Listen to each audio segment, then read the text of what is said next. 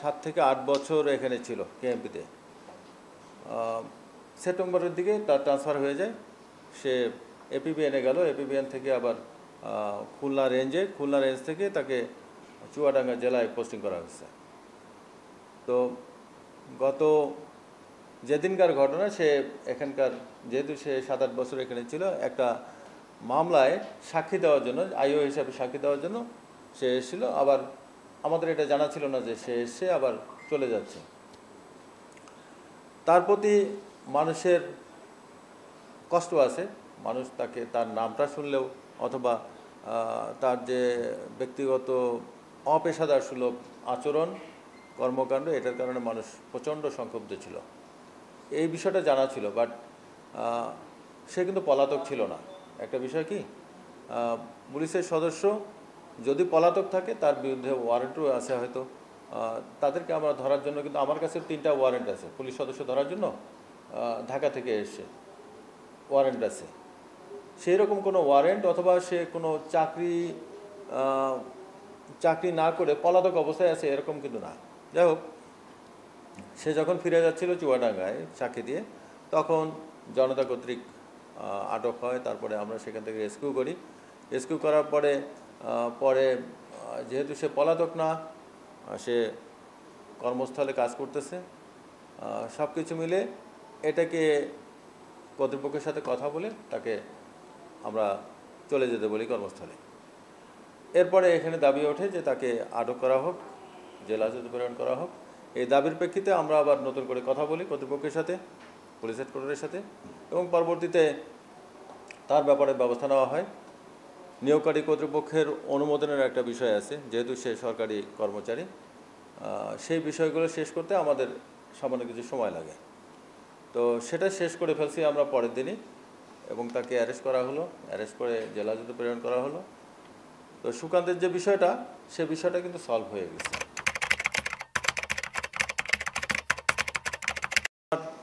5ই আগস্টের পরে একেবারে থেমে যাওয়া একটা সংগঠন, একটা প্রতিষ্ঠান, সেটাকে অ্যাক্টিভ করার জন্য আমার যে প্রচেষ্টা, সেটা কতটুকু, এটা খুব সহজ কাজ ছিল না। খুবই কঠিন কাজ। ভেতর থেকে আপনারা যদি ফিল করেন, আপনারা হয়তো বাইরে থেকে দেখতেছেন যে কেন আগের মতো হঠাৎ করে মানে এত থেমে গেল কেন। 5ই আগস্টের পর পুলিশ তো দীর্ঘদিন কাজই করে নাই, মাঠে ছিলই না, এরকম একটা অবস্থা ছিল। তো সেখান থেকে তাকে সক্রিয় করা পূর্ণ মাত্রায় এবং পেশাদার একটা বাহিনীতে নিয়ে আসা, আগের যে তার যে অপেশাদার সুলভ আচরণ ছিল, মানুষের প্রতি তার যে খারাপ আচরণ ছিল, সেখান থেকে ভালো আচরণে ফিরায় নিয়ে আসা, তাকে পেশাদারি মনোভাব নিয়ে সামনে আগায় নিয়ে আসা, এটা কিন্তু আমাদের জন্য খুব বড় চ্যালেঞ্জ ছিল। আমরা সামনে এগোতে চাই, আমরা কোনো অন্ধকার যুগে যেতে চাই না। পুলিশের যত দুর্নাম আছে, সেই দুর্নাম থেকে পূর্বের যত দুর্নাম, সেই দুর্নাম রেগুলার নিয়মিত যে দুর্নাম পুলিশের ব্যাপারে শোনা যায়, সেখান থেকে আমরা বের হয়ে আসার চেষ্টা করতেছি কিনা। সুকান্তের ওই বিষয়টা থেকে আমি যদি ব্যক্তিগত পর্যায়ে, আমার পুলিশের কোনো সদস্য কিন্তু পদত্যাগ করতে পারে না, এটা এমন কোনো পোস্ট না। কর্তৃপক্ষ যদি তাকে চায়, তাহলে তাকে উইথড্র করতে পারে অথবা তার অন্য কোথাও পদায়ন করতে পারে। তো আমার কর্তৃপক্ষ অবৈধ আছেন পুরো বিষয়গুলো। আপনি যদি পুলিশকে ঠেলে দেন, দূরে সরায় দেন, তাহলে এই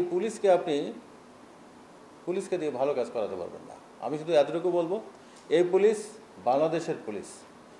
আমরা আপনারই কারো ভাই, কারো ভাগনা অথবা মামা, যেভাবে হোক আমরাই আত্মীয় স্বজন। আমরা কিন্তু অন্য দেশ থেকে এই পুলিশকে নিয়ে আসতে পারবো না। আমরা যারা আছি, আমাদের মধ্যে অপেশাদার যারা আছে, যাদের বিরুদ্ধে অভিযোগ আছে বিভিন্নভাবে, তাদেরকে আমরা সরায় রাখি, কিন্তু বেশিরভাগই কিন্তু আমরা ভালো।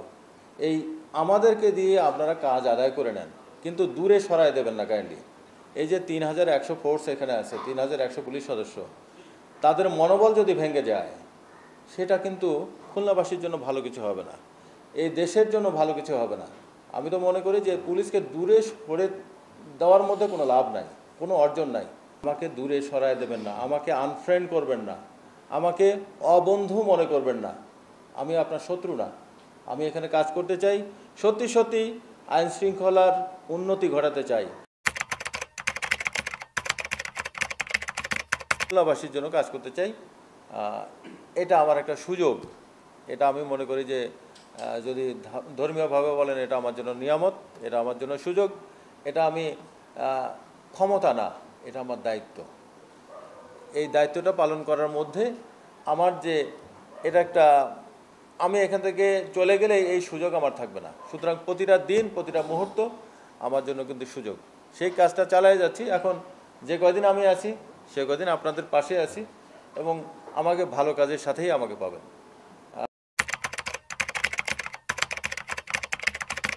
আপনাদের আবার একটু সহযোগিতা দরকার। আপনি যেভাবে বলতেছেন যে হ্যাঁ ফুটপাতের উপরে এই যে দোকানদাররা মালামাল রাখতেছে অথবা কনস্ট্রাকশনের পাথর বা ইট বা বালু রাখতেছে, নাগরিক হিসাবেও প্রতিটা মানুষের দায়িত্ব হলো আইন একটু কমপ্লাই করা। সিটি কর্পোরেশন তাদেরও কিছু দায়িত্ব আছে, আমাদেরও দায়িত্ব আছে নিঃসন্দেহে। আমরা একেবারে যে জায়গাটা বললেন যে ফুটপাতে হাঁটা যাচ্ছে না, ফুটপাত ক্লিয়ার না থাকার কারণে মানুষ বাধ্য হচ্ছে রাস্তায় নেমে আসতে, রাস্তা দিয়ে হাঁটতেছে। তো ওই জায়গাটায় আমাকে একটু সুযোগ দেন, আমি একটু আরও একটু শক্ত হয়ে দাঁড়াই, এটা আমি ক্লিয়ার করার ব্যবস্থা করব। পুলিশ একটা প্রতিষ্ঠান, একটা সংগঠন, রাষ্ট্রীয় সংগঠন, শুধু এককভাবে সে কাজ করে সব কিছু উন্নতি করে ফেলবে এরকম না। তো এখানে মাঝখানে যে দূরত্বের বিষয়গুলো মনে করা হচ্ছে, সে দূরত্ব আমার ধারণা কেটে গেছে। তারাও যারা আন্দোলনকারী তারাও তাদের বিষয়টা যেটা সুকান্তের বিষয় থেকে শুরু হয়েছিল সেটা পরবর্তীতে আইনশৃঙ্খলার বিষয়ে তুলে আনা হয়েছে, যে আইনশৃঙ্খলার অবনতি। তো আমি এখানে আপনাদেরকে ধারণা দেওয়ার চেষ্টা করছি যে আইনশৃঙ্খলার অবনতি অবশ্যই কিছু কিছু জায়গায় আমাদের আরও উন্নতির অবশ্যই সুযোগ আছে। সেই জায়গায় আমরা আরও ভালো জায়গায় যেতে পারতাম যদি এই আন্দোলনগুলো না হতো। পুলিশের মনোবল অথবা অ্যাক্টিভনেস এটা কমে যায় যদি এরকম আন্দোলন চলতে থাকে। আমরা আপনাদের মাধ্যমেও জানাতে চাই সবাইকে যে পুলিশকে আনফ্রেন্ড করবেন না, পুলিশকে দূরে সরাই দেবেন না, তাতে আমাদের কারো লাভ নাই, আমাদেরই ক্ষতি।